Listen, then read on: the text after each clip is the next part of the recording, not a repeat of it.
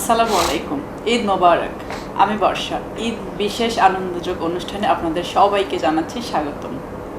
আর আজকে আমার সাথে এমন একজন অতিথি হিসেবে আছেন যা আপনাদের সবার ভালো লাগার এবং ভালোবাসার মানুষ। তিনি হচ্ছেন সুপারস্টার এজে অনন্ত জলিল। ঈদ মোবারক। ঈদ মুবারক। কেমন আছেন?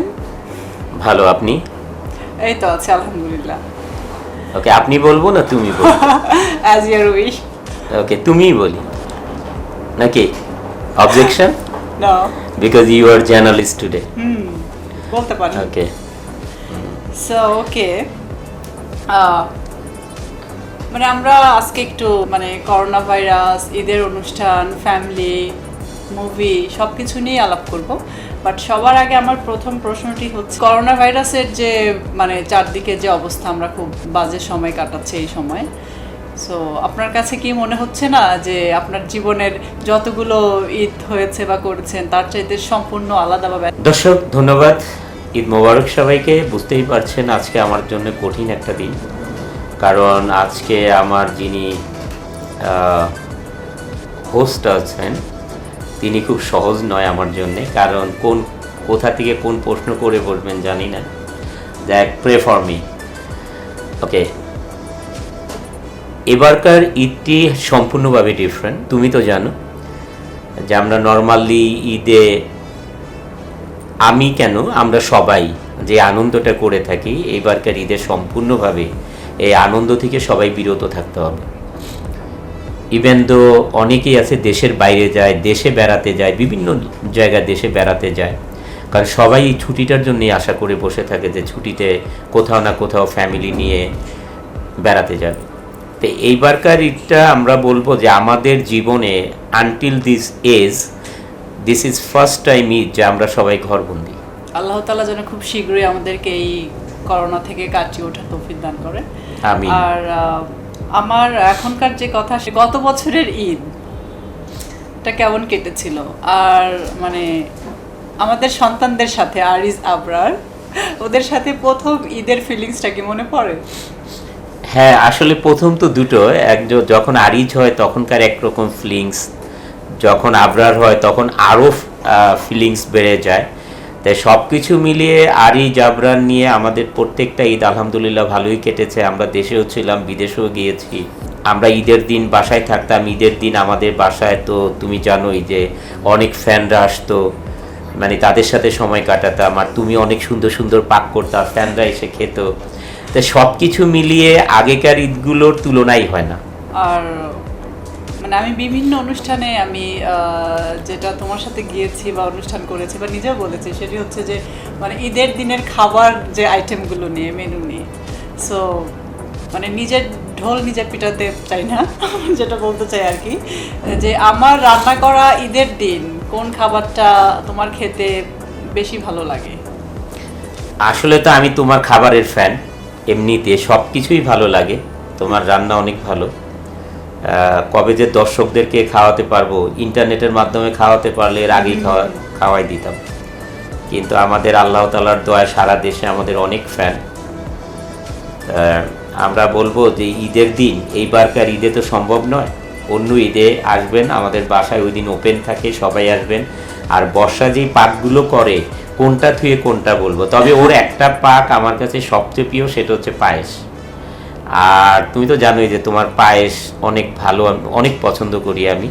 আর এছাড়া তো ঈদের দিনে তুমি যা পাকাও সবগুলোই ভালো। মানে ছোটবেলার ঈদের একটা স্মৃতি জানতে চাই। আর ঈদের দিনটা আসলে কেমন কাটে? ছোটবেলার ঈদ এই পর্যন্ত তুমি আর আমি অনেক দিন শেয়ার করেছি। আসলে ছোটবেলার ঈদ তো এই যে আমার আরিজ যদি এখন মনে করে বাবা আমাকে সালামি দিবে, ঈদের সালামি, সেরকম আমিও মনে করতাম যে আমার বাবা আমাকে ঈদের সালামি দিবে, আত্মীয় স্বজনরা বাসায় আসবে, সালামি দিবে। তখন আসলে ঈদটা ওয়েট করতাম সালামির জন্যই বেশি, যে কে কত সালামি পাবো আর কি। এটা আমাদের মধ্যে, ছোটদের মধ্যে কম্পিটিশন থাকতো। সারাদিন পরে আমরা গুনতে বসে যেতাম, আমার কয় টাকা হলো, ওর কয় টাকা হলো। তো আমরা ঈদটা আগে চিন্তা করতাম যে ঈদ যদি বেশি বেশি আসতো তাহলে বেশি বেশি সালামি পেতাম। তাই সেই লিস্টে কিন্তু আমি আছি। ওকে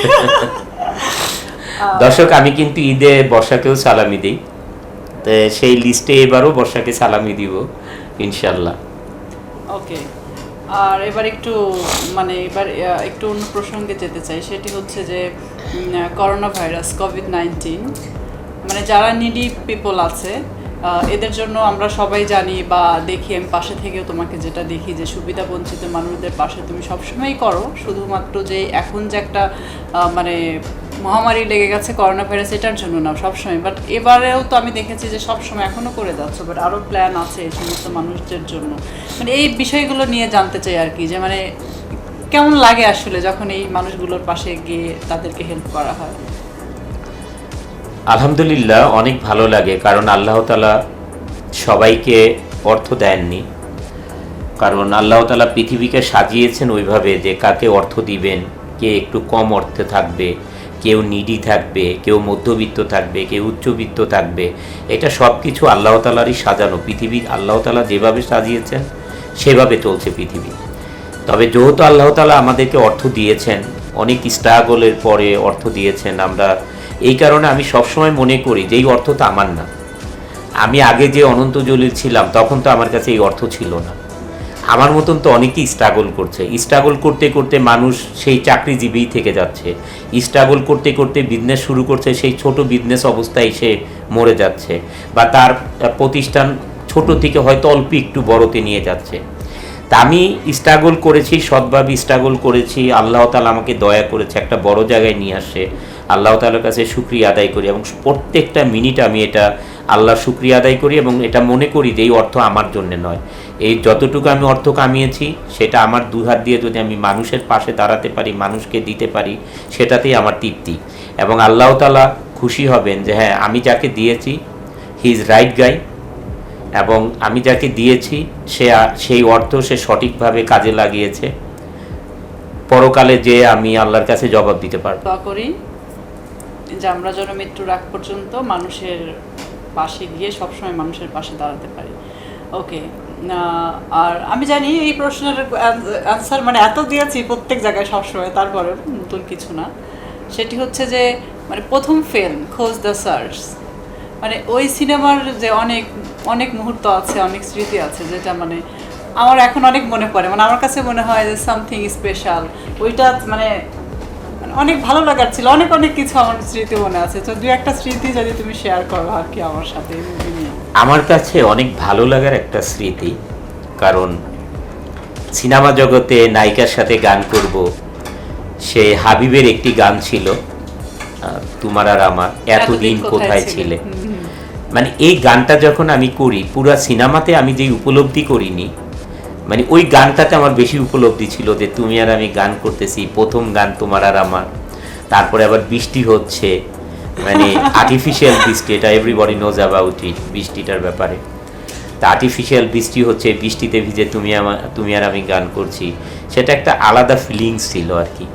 তো এই যে এত গান করলাম তুমি আর আমি, ওই যে ফিলিংসটা ছিল, সেই ফিলিংসটা কিন্তু আজ পর্যন্ত হয় না। ওকে, তাহলে আমরা দর্শকদের এই গানটা দেখাতে চাই, পছন্দের একটি গান, এতদিন কোথায় ছিলে। চলুন দেখে আসি এই গানটা। এতদিন কোথায় ছিলে, আজ সুখের বৃষ্টি ধারা বিন্দু বিন্দুতে এই মনে ছড়িয়ে দিলে। এতদিন কোথায় ছিলে। সবাইকে ধন্যবাদ আমাদের সঙ্গেই থাকবার জন্য। সবাইকে আবারও ঈদের শুভেচ্ছা, ঈদ মোবারক। ফিরে যাচ্ছে আড্ডা। সো ওকে, আমাদের নেক্সট মুভি দিন দ্য ডে, এটা তো আমাদের ইচ্ছা ছিল যে আমরা কোরবানির ঈদে মুভিটি রিলিজ দিব, বাট এটা আসলে হচ্ছে না ফর শিওর। সো এই মুভিটা নিয়ে একটু বলো যে তোমার নেক্সট প্ল্যান কবে, যেহেতু তুর্কিতে আমাদের এখনও শুটিং বাকি আছে। ধন্যবাদ তোমাকে। দর্শক, আপনারা তো জানেন এই ছবিটি ইরানের সাথে আমরা জয়েন্ট ভেঞ্চার করেছি। এই ছবিটা Afghanistan, Lebanon, Turkish, Iran, Bangladesh এতগুলি দেশের আর্টিস্ট রয়েছে ছবিটাতে। করোনা ভাইরাসের কারণে জানেন সারা পৃথিবীতেই এখন সব কিছু বন্ধ। তা আমাদের ফেব্রুয়ারিতে ছবির শুটিংয়ের কথা ছিল আপনার তুর্কিতে, এটা তো হলো না, তুমি তো জানোই।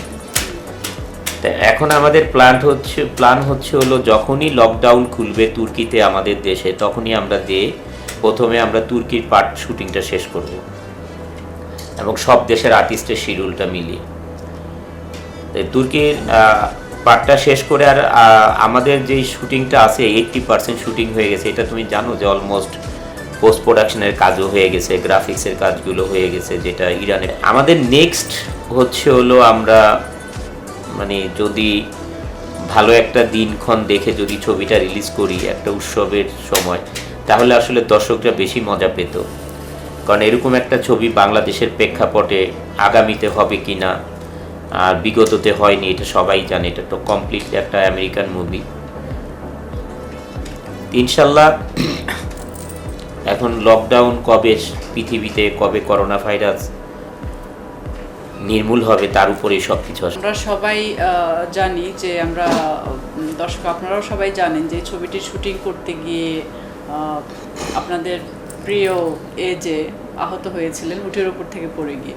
বাট এটা আমরা সবাই জানি, বাট আরও এরকম কোনো ঘটনা তো নিশ্চয়ই অনেক আছে, আমি নিজেও জানি, বাট তোমার মুখের থেকে জানতে চাচ্ছি যে এরকম কোনো কষ্টের কোনো মেমোরি যদি শেয়ার করো। দর্শক আপনারা জানেন আমাদের নায়িকা গ্ল্যামার গার্ল বর্ষা, তার খেতাব। এইবার আপনারা দেখবেন যে একটা অ্যাকশন গার্ল বর্ষা, সেটা হচ্ছে এই ছবিতে সে উটের উপরে মানে উটের উপরে চড়ে গুলি করতে করতে জাম্প করে নামে।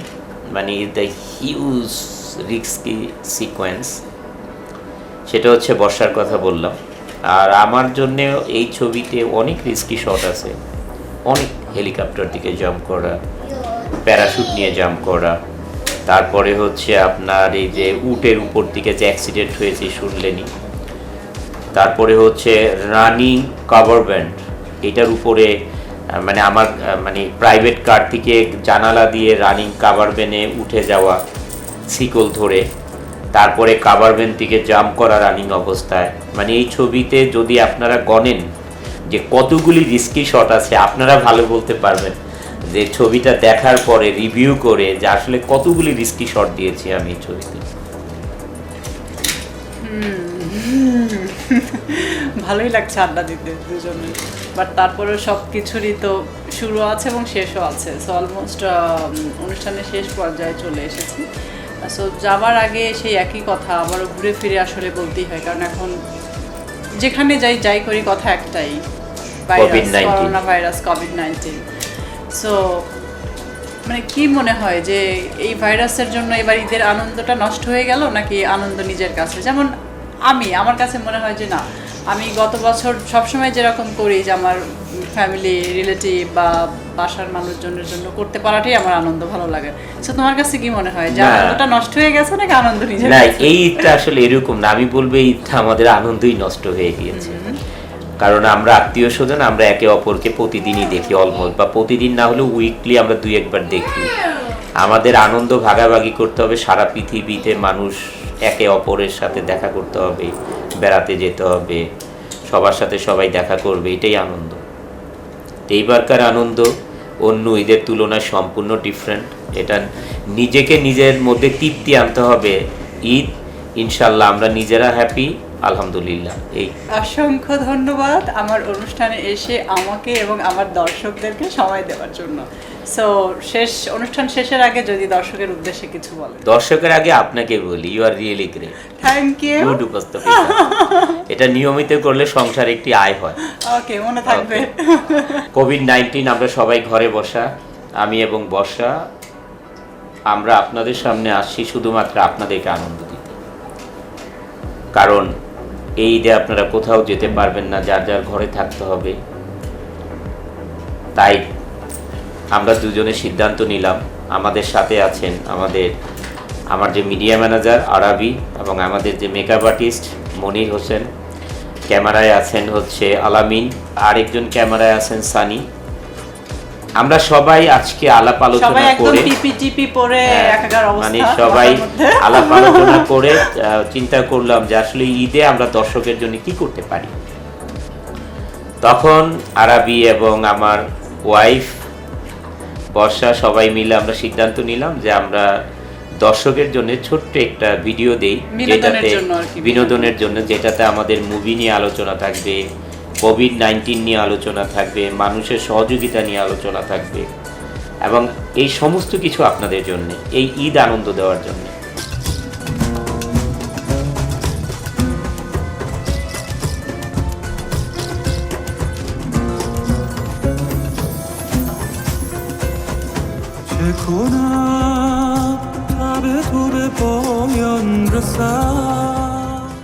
দর্শক, কথা বলছিলাম বিশিষ্ট ব্যবসায়ী এবং অভিনেতা এবং আমার স্বামী অনন্ত জয়েলের সাথে।